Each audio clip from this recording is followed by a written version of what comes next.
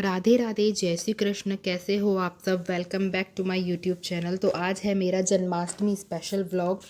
इसमें ना मैंने जन्माष्टमी के दिन अपना एक यशोदा का लुक क्रिएट किया था, जो कि बहुत सुंदर लग रहा था। इसके लिए मैंने अपनी सासू मॉम का 31 साल पुराना लहंगा पहना था और इतना ज़्यादा सुंदर लग रहा था।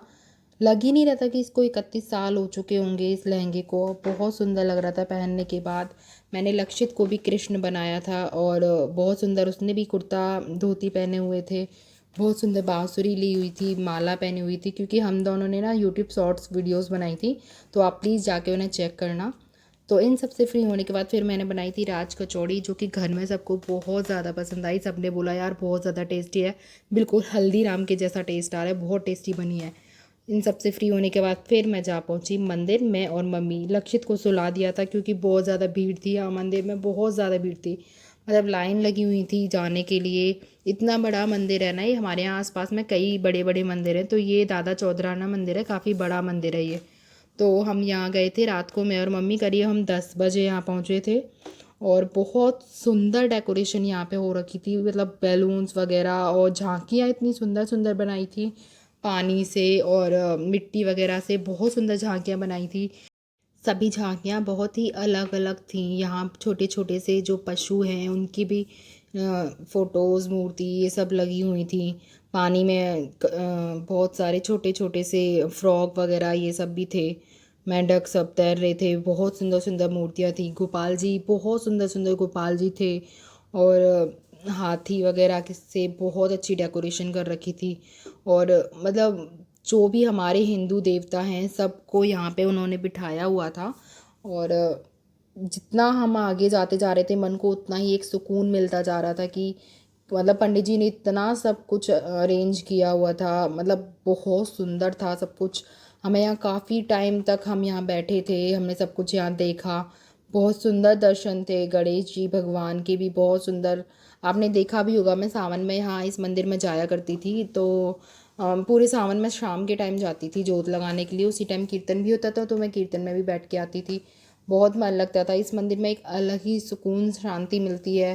मतलब भोले बाबा का मंदिर बहुत प्यारा है ये, बहुत सुंदर। इसको दादा चौधराना नाम से जानते हैं यहाँ पे सभी। काफ़ी बड़ा मंदिर है ये। और इसके बाद जैसे ही हम सारी झांकियों को देखने के बाद बाहर गए, तो मंदिर में यहाँ भजन संध्या भी रखी हुई थी। भजन संध्या में बहुत सुंदर सुंदर भजन भी गाए यहाँ पे।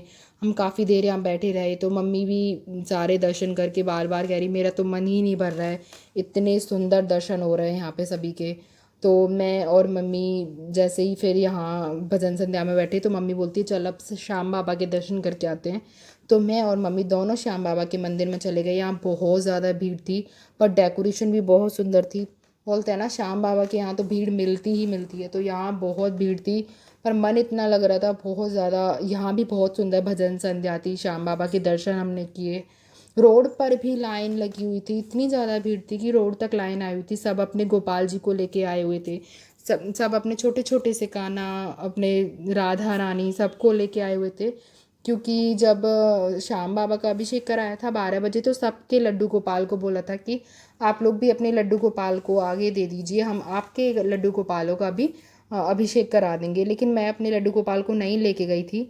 यहाँ देखो मैं झूला झुला रही हूँ लड्डू गोपाल। ये मैं जाती रहती हूँ इनके दर्शन करने, बहुत ही प्यारे हैं, बहुत सुंदर इनके दर्शन हैं। मैं अपने लड्डू गोपाल को नहीं लेके गई, क्योंकि मैं घर ही कराना था मुझे। ये तीसरे मंदिर में हम जहाँ गए थे ना, वहाँ पर ये बहुत सुंदर छोटा सा पालना था, इसमें 2 लड्डू गोपाल बैठे हुए थे। इनका दर्शन करने के बाद हम सीधा घर आ गए, क्योंकि 12 बज चुके थे और हमें अपने लड्डू गोपाल का भी अभिषेक कराना था। तो घर आते ही पहले मैंने और मम्मी ने दोनों ने मिलके लड्डू गोपाल का पंचामृत से अभिषेक कराया। पंचामृत से अभिषेक कराने के बाद हमने उनसे जल से उनको स्नान कराया।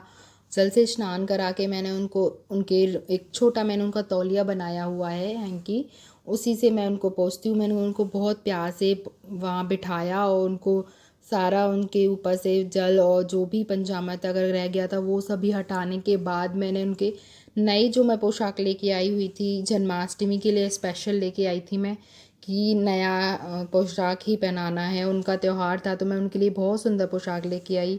मतलब पीले रंग की पोशाक बोलते हैं ना जन्माष्टमी पर, वो पहनाते हैं। हमारे नंदगांव में तो पहनाते ही नहीं है, बोलते हैं छोटा सा लाला है, पोशाक कैसे पहनेगा। पर हाँ, यहाँ दिल्ली में पहना देते हैं।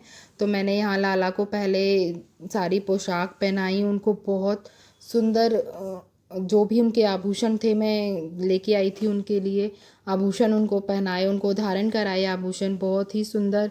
मेरे कान्हा इतने सुंदर लग रहे थे, मेरे माधव। मैंने इनका नामकरण करवाया था तो इनका नाम माधव ही रखा था। पंडित जी ने बोला कि आप इनको माधव नाम से ही पुकारना, जब भी बुलाओ तो आप माधव नाम से बुलाना। तो हमारे घर में सब इनको माधव बोलते हैं, पर लक्षित है वो इनको मानू बोलता है कि मानू है। उसने पता नहीं कैसे ही इनका नाम ना मानू, शुरू में ही जब वो छोटा सा था ना तो माधव नहीं बोल पाता था, तो हमेशा मानू ही बोलता था इनको। तो वो मानू बोलता है, बाकी हम सब माधव बोलते हैं। माधव का बहुत अच्छा श्रृंगार मैंने यहाँ पे किया, उनको अच्छे अच्छे वस्त्र पहनाए, उनको गले के में हार पहनाए दोनों, उनके घुंघराले केस उनको पहनाए, मुकुट पहनाया, बहुत ही सुंदर मुकुट। मुझे सबसे ज़्यादा पसंद है उनका ये वाला मुकुट। हालांकि ये हर ड्रेस पे भी चलता है। मोर पंख मैंने उनको लगाया, फूल माला पहनाई।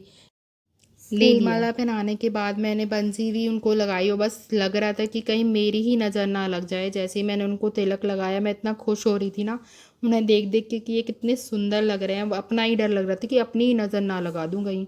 फिर मैंने तिलक लगाने के बाद जैसे ही इनको बंसी धारण कराई, फिर मैंने, मम्मी ने और मेरे हस्बैंड ने, सब ने मिल के आरती की। आरती करने के बाद हमने यहाँ पे पहले माधव के लिए थोड़ा सा काजल डाला था कि माधव को नज़र ना लग जाए कहीं, इसलिए नज़र का टीका लगा दिया मैंने उसी में से माधव को।